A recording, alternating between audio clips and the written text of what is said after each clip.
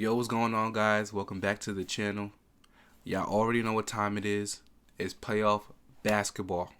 This is my favorite time of the year, me personally. Watching playoff games all day long. I mean, you can't ask for anything better. It's the best time of the year. Okay, so we're going to discuss over the weekend. Playoff started on Saturday.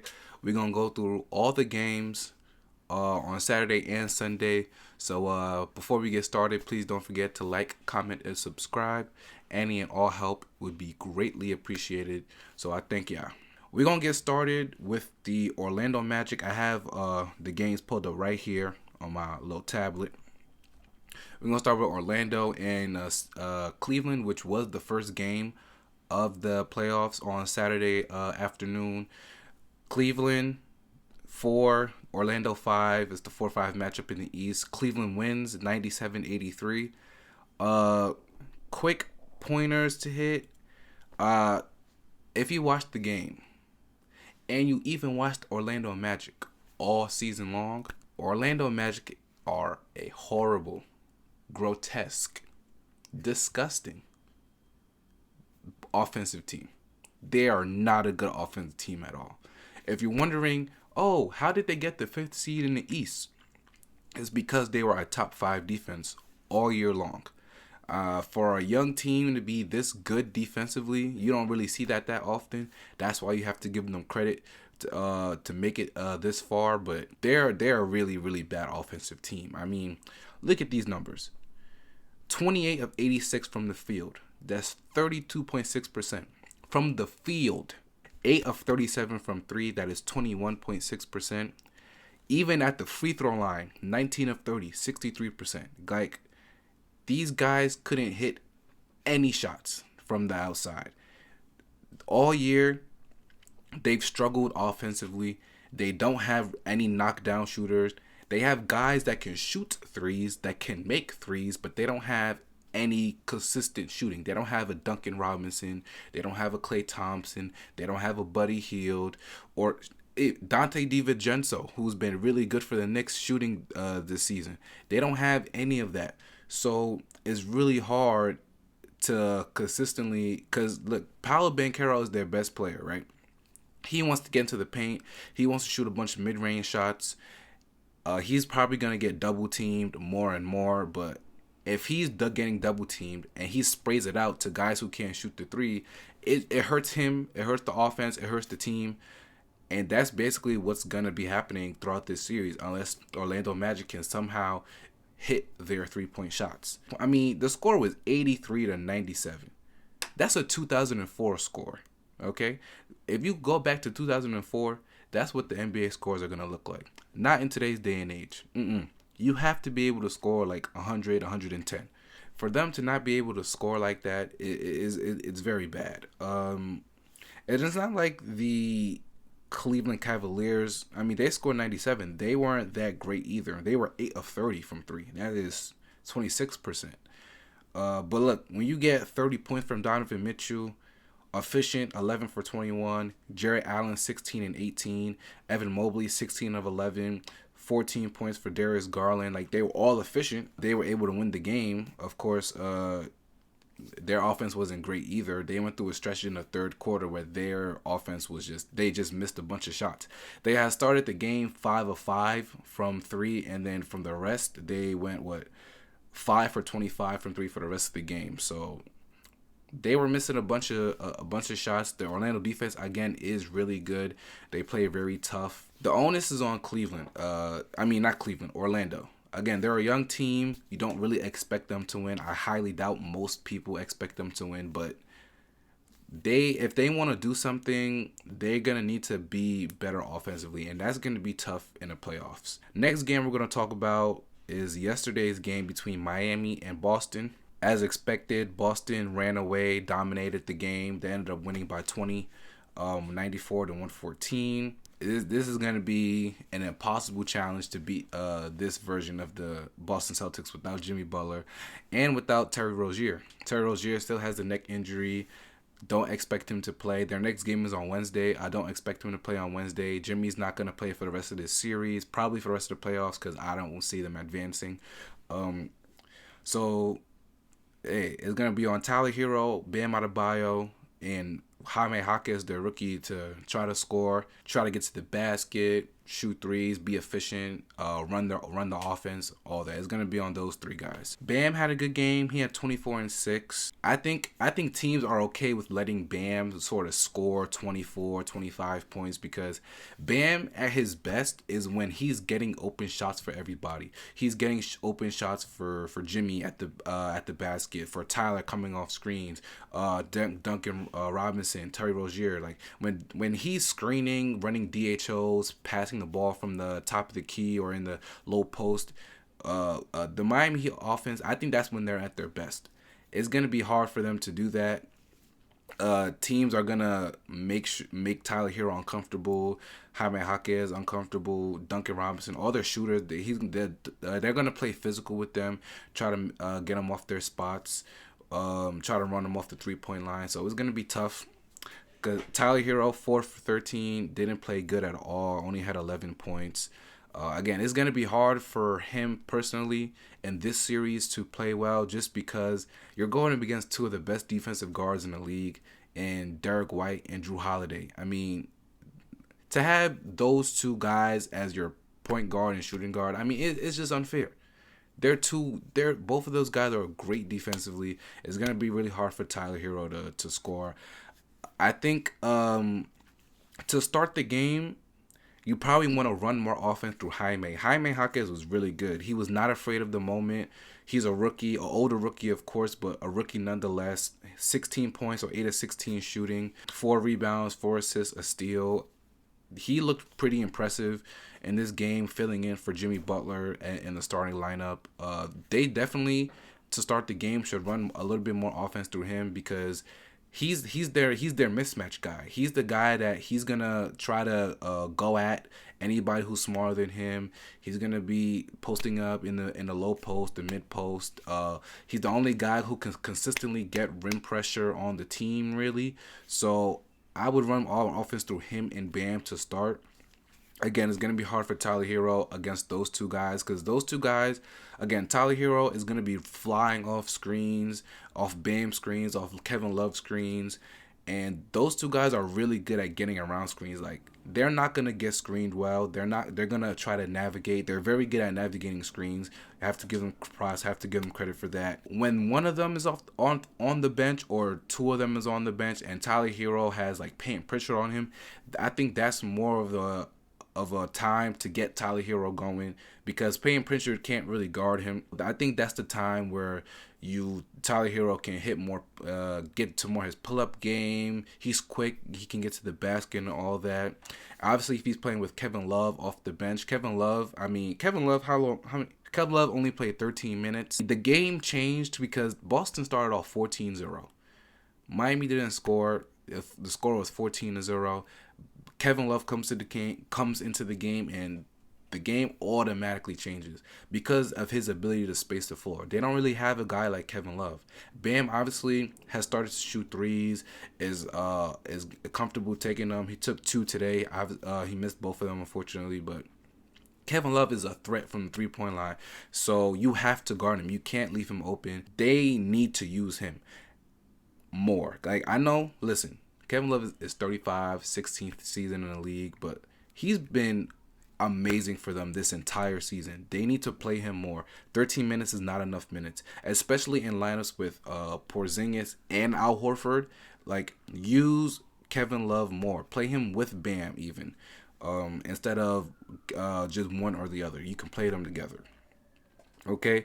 But yeah, it's gonna be a possible challenge without Jimmy, without Terry. Defensively, get out to the shooters. We can sort of segue now into Boston. I mean, Boston 22 of 49 from 3, 44.9%. Yeah, like 22 threes is a lot. It's a lot of threes. And Miami did not do a good job, really, of contesting shooters. I thought they were overhelping, underhelping at times. You know, Miami is a team. They're gonna send a lot of help at the main guys, but you can't against this team where basically every single person who plays is a threat to shoot. you can't overhelp. You have to stay on the shooters because this Boston team is a team that shoots a crap ton of threes. They attempted at like 17 threes in the first quarter. Teams will do that in one half. They attempted it in one quarter. They're a team. They're gonna live and die by the three. They have a really tough drive and kick game. They're so spaced out again because everybody on the team can shoot threes. So Miami's gonna have to do a better job of covering their shooters for sure. I mean, Sam Hauser came in the second quarter and hit 4 straight threes. He missed his first two, then goes and hits 4 straight. Jason Tatum was the only person who shot bad from 3. He was 1 for 8. But he still played pretty good. He had 23, 10, and 10, his first career triple-double in the playoffs. His passing was great, again, because they were overhelping. So Boston played amazing this game. We'll see what adjustments Miami makes. You know, Eric Spoelstra is a mad genius, and he's going to do everything in his power to make Miami be in the best position possible in order to try to steal a game on the road before they get back to Miami for games 3 and 4. The game that probably surprised me the most, 97-108. 109, excuse me. Clippers win by 12. They blew the doors off the Dallas Mavericks. I was utterly shocked, honestly. No Kawhi Leonard, by the way. If you know, Kawhi Leonard has been dealing with knee inflammation. Hasn't played a game this entire month. I believe the last game he's played was March 31st. So, to me, they can't win without him. He's been so good this year. This is the healthiest he's been in a while. And it's so unfortunate that at the end of the season, his knee starts to inflame. And so he's been out. We'll see. He was labeled as questionable before the game, then ruled out. We'll see. They play tomorrow night. We'll see if he plays then. I highly doubt it, but hopefully he could come back during the series. But man, James Harden. We all know James Harden, great player, great offensive player, future Hall of Famer and all that. The one thing that has stopped James Harden, or like that's sort of a blemish on James Harden, is he has not been a good player performer, especially when he's been needed. When you need a big James Harden game, he has not shown up. 28 points, 8 assists, hit 6 threes. He was fantastic today. Really set the tone early. He had 20 points in the first half. He was great. Terrence Mann played good, 13 points, 9 rebounds. Zubac was amazing. Derek Lively and Daniel Gafford just could not guard him, 20 points, 15 rebounds. Paul George played good, 22. Westbrook off the bench was fantastic. His energy, he was catching lobs, 13 points off the bench in 23 minutes. They just had a complete game on both sides of the floor. Dallas, who we all know, I mean, Luka and Kyrie are just, they can do whatever they want on the court. They're just such great offensive players. Luka had 33, 13, and 6. Kyrie had 31.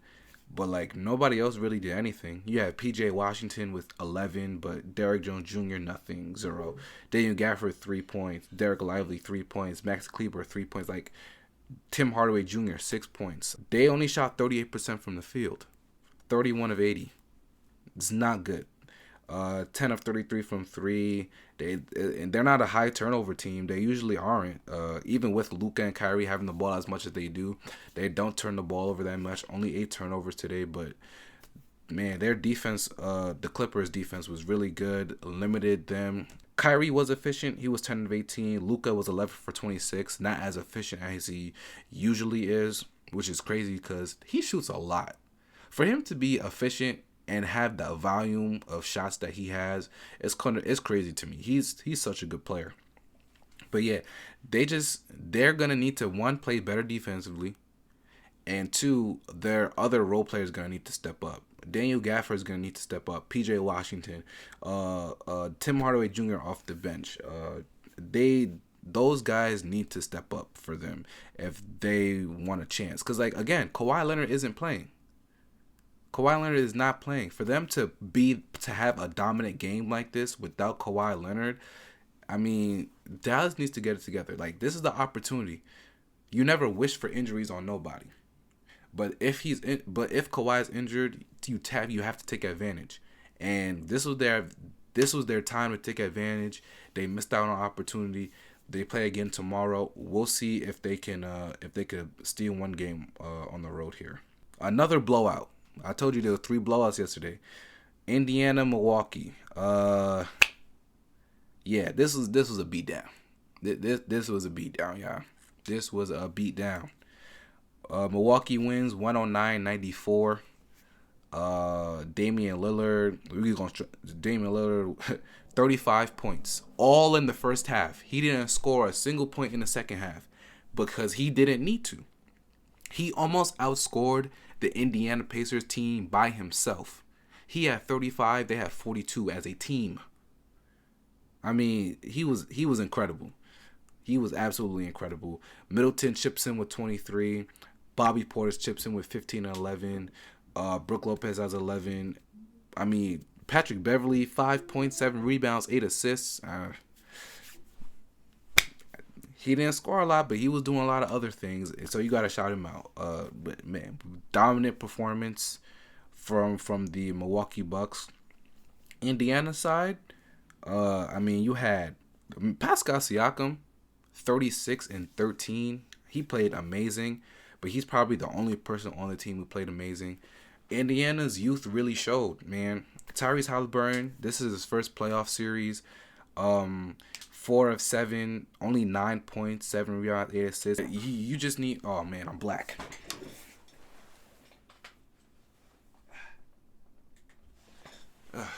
Okay, we're back now. This was his first taste of playoff experience. Sometimes for a young team like this, like nobody else on the team besides T.J. McConnell, Miles Turner, and Pascal Siakam really have playoff experience. This is the first time that these guys are really playing in the playoffs. So sometimes you could have nerves. Sometimes you don't play your best, but if Tyrese Halliburton is gonna lead this team and be the number one option on this team, he needs to take way more than 7 shots. 7 shots is not enough. Even as a point guard, like you can score. You need to attempt more than 7 shots. Pascal Siakam, again, I think Milwaukee was okay with letting him get his. He's not a threat from the outside. All he does is stuff in the mid-range and at the basket. He played phenomenal, 36 points. But no, like Miles Turner had 17, but he was 5 for 17. Like, why is Miles Turner taking 17 shots over Tyrese Halliburton? That cannot happen. Okay, Halliburton, you have to take more shots. You have to be more aggressive to look for your shots. Listen, their offense, they play fast. They're going to run off misses. They're going to run off makes. They're going to play as fast as possible, but you got to learn to play in the half court in the playoffs because the game isn't going to be as fast as in the regular season. So they're going to need to make a lot of adjustments offensively and defensively. Indiana has been a good defensive team all season. They were better when they got Pascal Siakam because Pascal Siakam is a pretty good defender, but they're going to need a lot of adjustments. This is a young team, though, so hopefully, they can get it together. I believe they also play tomorrow, so we'll see tomorrow what adjustment that they make. The last game, which is the only good game yesterday, OKC versus the Pelicans. OKC wins by 2 points. Again, another low-scoring game, 94-92. No Zion Williamson, unfortunately. The first playing game, he had the hamstring injury. So it sucks that he's not playing in this game because I think I know OKC has been really good all season, and I'm not trying to take away anything from them, but man, they would have had a really good shot of upsetting the OKC with Zion Williamson just because of how dominant he can be, and he's never played in the playoffs before. This is his one opportunity, and unfortunately, the hamstring gave out. So they say he's going to be reevaluated in 2 weeks. I don't know if that means I don't know if he can come back during this series. If this series ends up going 7, maybe next series if they advance. But it sucks. It sucks for real. But they ended up winning, or excuse me, Pelicans ended up losing by a couple points. Valanciunas, 13 points, 20 rebounds. That's that's their probably their biggest advantage is that Valanciunas is a big guy. He can get a lot of rebounds. OKC all year has not been a great rebounding team. Offensively or defensively, they just have a bad. They have a bottom half of a rebound percentage. But CJ McCollum had 20 points, but not efficient. 9 of 22. Brandon Ingram 5 for 17, not good. Trey Murphy was good and filling in for Zion. He had 21 off the bench. And I thought Larry Nance Jr. gave them pretty good minutes. He had 8 points. But hey, at the end, it was Shai Gilgeous-Alexander who was announced as a finalist for the MVP. 28 points. He had a clutch and one at the end of the game to put them up. Pretty good showing in terms of this is not his first playoff experience. This is technically his third. He played one with the Clippers before he got traded for Paul George, and then obviously the bubble year, him and Chris Paul against the Rockets to set that 7-game series in the first round. But this is his first time as the main guy, as the number one option, and he was pretty good today.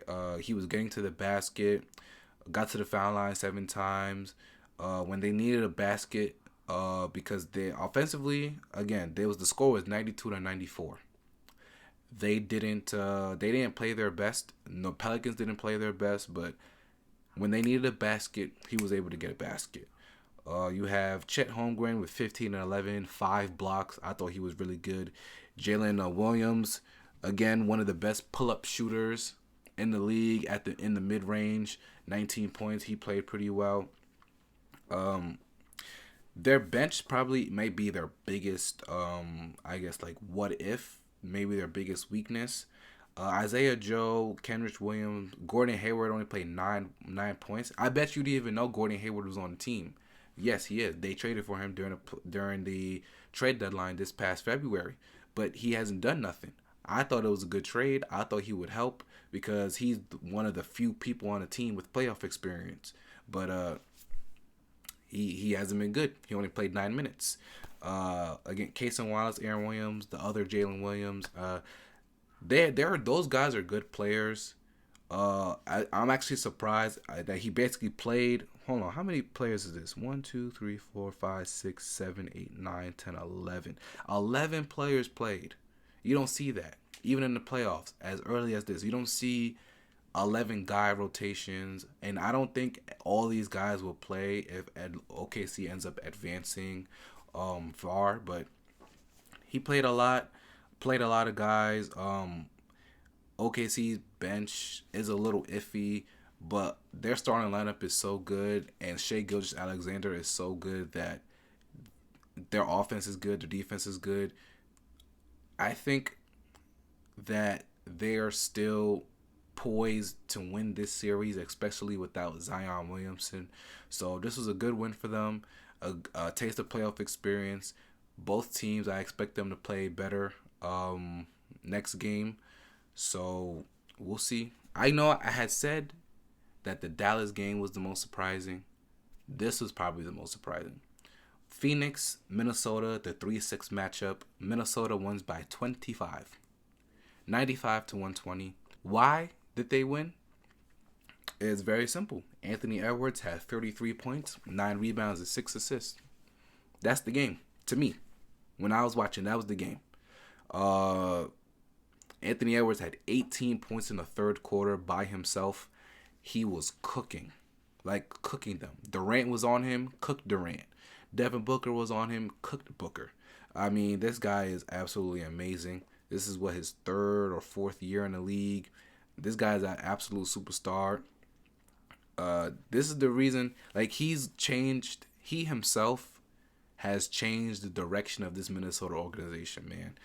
They've sucked for a really long time, and they had Karl-Anthony Towns, and Anthony Towns has been really good.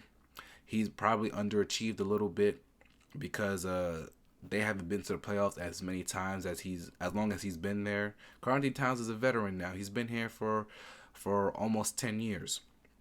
But Anthony Edwards comes, he's the number 1 option. Karl-Anthony Towns, number 2 option. He's done very well in that option in that role as the second guy instead of the first guy. You have to give Karl-Anthony Towns credit for that. He also played pretty well today, 19 points. Rudy Gobert at 14 and 16 rebounds. Naz Reid, Sixth Man of the Year finalist. Congrats to him. Nickeil Alexander-Walker, probably the second best player on their team. 18 points off the bench, 4 steals. I mean, wow. Let's talk about Nickeil Alexander-Walker real quick. This guy, if you told me when he got drafted like 4 or 5 years ago that he would be this kind of player off the bench for them, for the Minnesota Timberwolves, I would have thought you was crazy. I ain't gonna lie, I would have thought you was crazy.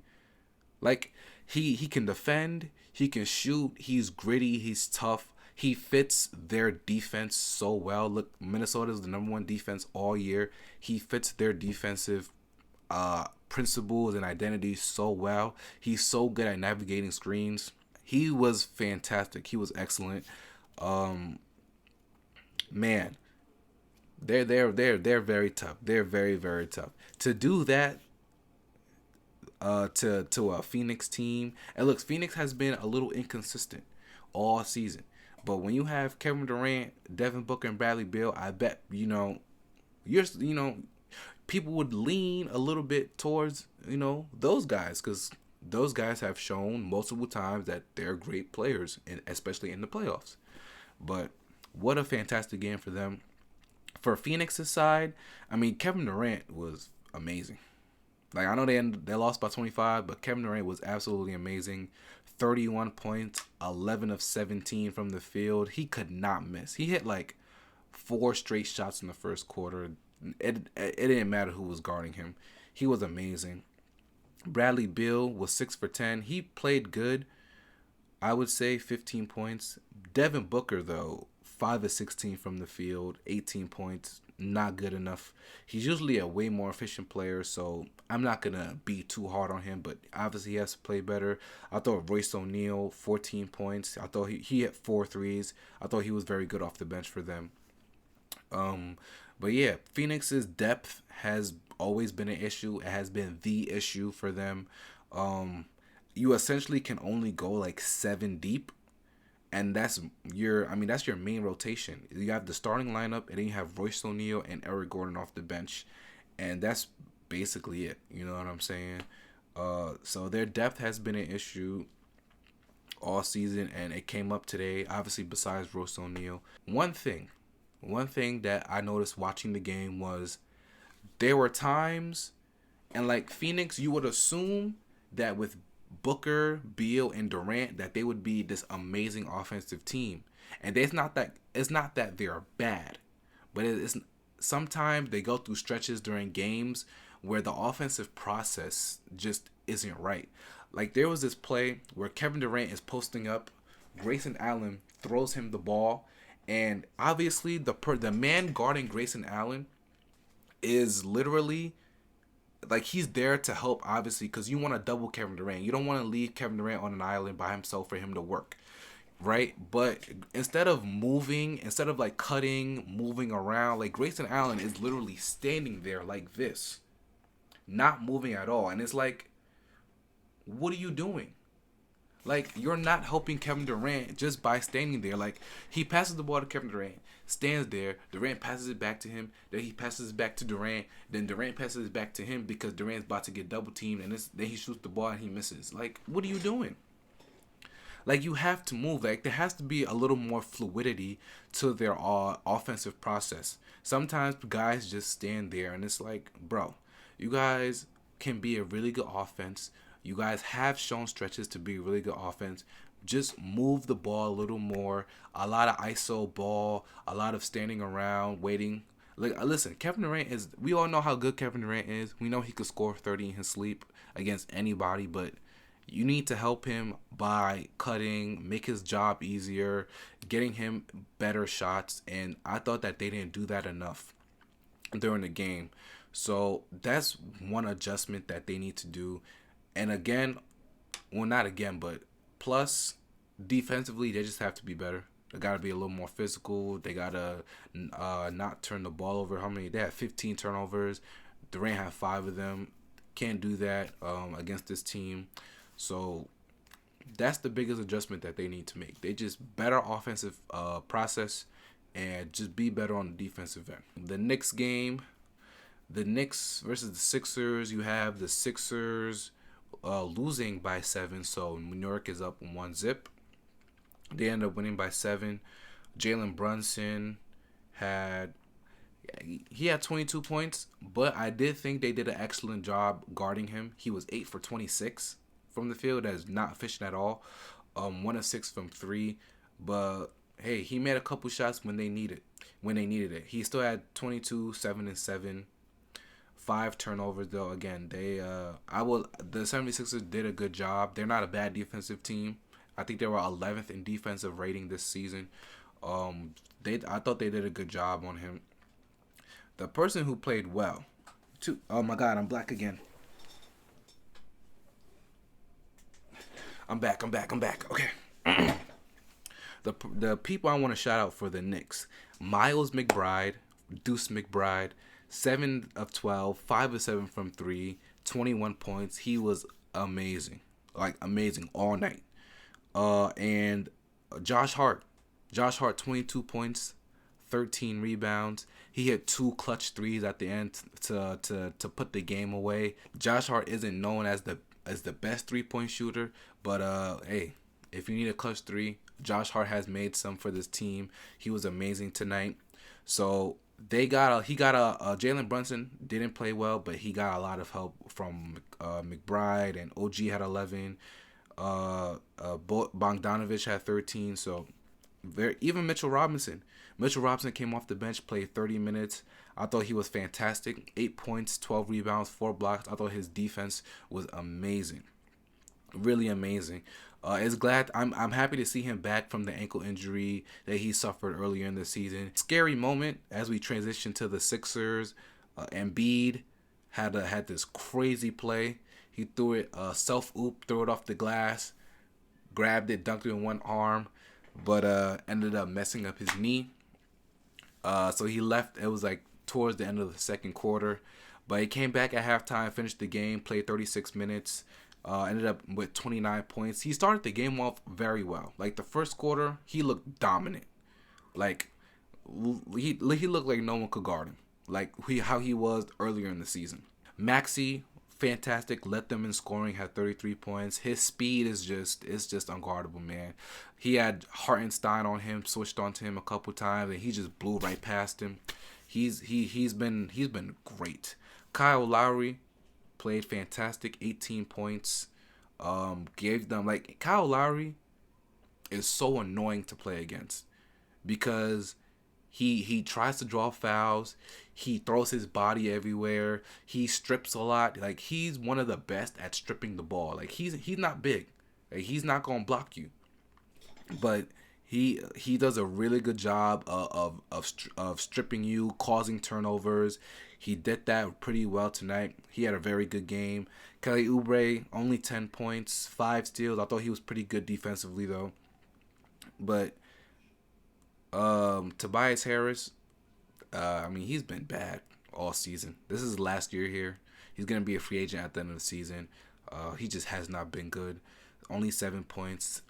If they could get a little more from him, because you're not going to get 18 points from Lowry all the time. He's 38. He's not going to give you that. Tobias Harris, he's going to be the one to step up a little bit.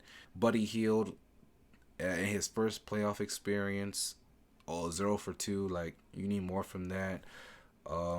Nicholas Batum, obviously he's there for defense. He's not there for scoring.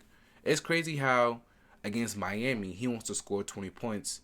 But then against the Knicks, he doesn't want to score at all. Like he wants to only have 3 points. Isn't that crazy? Every time someone plays Miami, they always want to drop 20 points. But then when they play another team, they just want to whatever. I don't want to talk about this team no more. Last game, the reigning defending champions, the Denver Nuggets beat the Lakers by 11 points, 114 to 103. Box score for the Lakers, you have Anthony Davis, fantastic, 32 points, 14 rebounds, 5 assists, 4 blocks. He was outstanding on both ends of the floor. He played 44 minutes. Like, he barely sat. He barely sat. Um, Again, he was fantastic on both ends of the floor. He was going at Jokic. He did a pretty good job one on one with Jokic too. Jokic, I think, shot like 2 for 10 against him or something. He did a damn good job, as good of a job as you'll ever see on Jokic, because Jokic is practically unguardable, honestly. But yeah, you have LeBron with 27, 6 rebounds, 8 assists. I thought he was a little fatigued at the end. He played 40 minutes. I thought he was a little fatigued at the end, but overall he played pretty good. He did have 7 turnovers though, so and some of them weren't his fault. I think there were times where he was trying to throw a pass, but um, like there was like a miscommunication or something, and it ended up being in a turnover. But he overall played well. Austin Reeves, he had it going a little bit in the second half, but only finished with 13 points. D'Angelo Russell was the person who really needed to step up.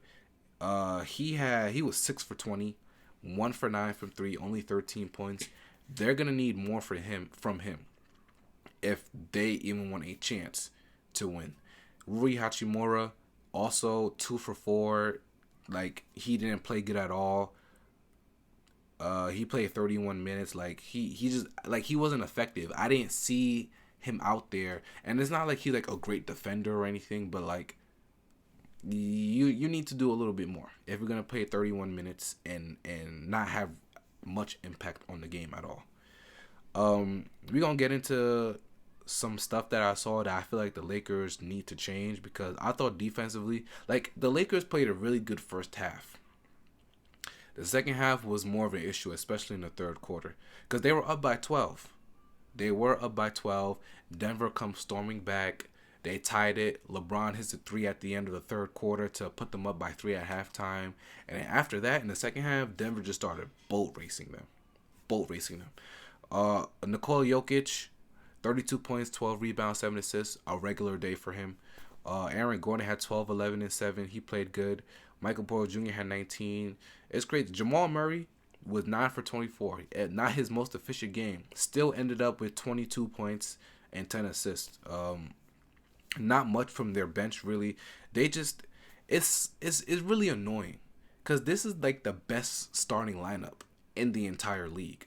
Maybe if you want to say Boston, I will understand that, but their starting lineup fits perfectly so well. It's really annoying. You have Jokic and Murray. Their pick and roll chemistry is good. You have Michael Porter Jr., who's 6'10", can't get blocked, can rebound. Aaron Gordon is athletic, dunks the ball, is strong as hell. Kentavious Caldwell-Pope is a great perimeter defender. He's running around, catching and shooting, pulling up and stuff. They just work so well together. They're such a well-oiled machine. Like, there's points in the second half where Jamal Murray and a Nikola Jokic pick and roll is probably one of the hardest things to defend, just because Jamal Murray can score whenever he wants. Nikola Jokic can score whenever he wants, but Nikola Jokic can also just dime everybody because he's like the best passer in the entire league. It's really hard to guard, but they ran pick and roll, and I don't know why. Rui Hachimura, for some reason, is guarding Nikola Jokic, right? You have Anthony Davis, he's in the corner. He's guarding Aaron Gordon. I don't know why, but I guess Darvin Ham, the Lakers coach, thinks that having Davis as more of a roamer than more of as a primary defender is more dangerous, I guess. But, like, they run a pick and roll. Rui Hachimura does nothing. He's standing there. He's just standing there. Like, he doesn't ice the screen. He's not getting up into Jokic. He's not hedging at all. And, like, Jamal Murray, he goes around the screen. Nikola Jokic starts rolling, but it's not a hard roll. It's a short roll. He gets the ball. Rui Hachimura is, like, right here, and Nikola Jokic is right here with the ball in open space. LeBron is on the baseline. Now he has to step up off Aaron Gordon, who was in the dunker spot. I apologize. I said Anthony Davis was guarding him. Anthony Davis was guarding someone in the corner.